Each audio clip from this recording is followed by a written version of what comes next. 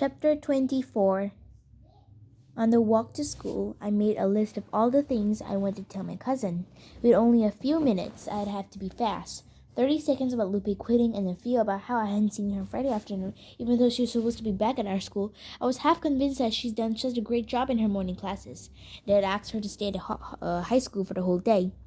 After Mrs. T's advice yesterday, I put all my energy into finishing my homework.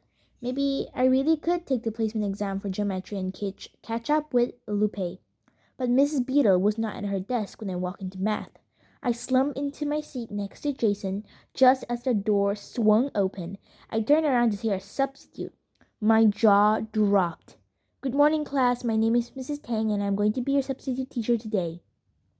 Jason and I exchanged a glance. His eyes said, "Don't worry, I won't tell if you don't." But the name Tang was not lost on my classmates.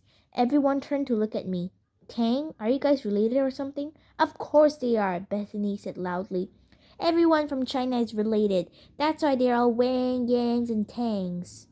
Her loud laugh rang in my ears, and I lowered my head, cheeks turning the same shade as my mom's lipstick. I don't know why I was so embarrassed. I should be proud of her. I don't know why I was so embarrassed. I should be proud of her. I should have told everyone that she was my mom, but just like that, I waited too long and now it would just seem weird. As my mom walked over to pass out the mat warm-up she'd been preparing all weekend, I leaned over and quietly whispered, "Mom, don't," she whispered. "I don't want the other kids thinking I'm giving you special treatment." With that, she walked back over to the whiteboard.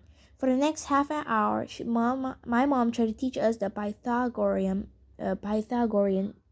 theorem.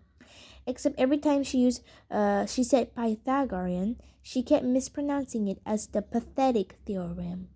All around me, kids giggled. I slid further and farther down my seat.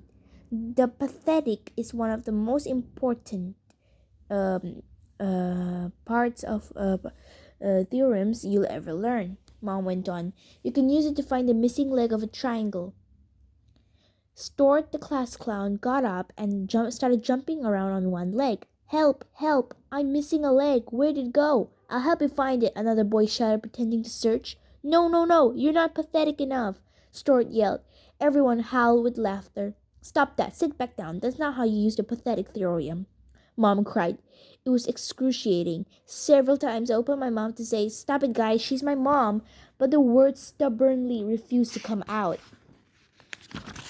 I wish Lupe was here. With her by my side, I'd have the strength to speak up.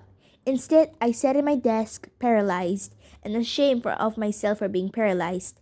When the bell finally rang, I waited until everyone left and then walked slowly up to my mom. "It's Pythagorean, not pathetic," I said quietly. She turned to me, her face red. "Is that why they were laughing?" I nodded. Mom sank into her teacher's chair. "Why didn't you say something?" I shrugged. "You were embarrassed," she said. I looked down, more ashamed than ever. Even if it meant weathering Bethany's joke for an entire year, I should have stood up for my mom. "I'm so sorry. You can't tell your father this, you understand?" The determination in her eyes knocked the breath out of me. But I nodded, slow, swallowing hard. I wouldn't tell anyone. I wouldn't even write about it.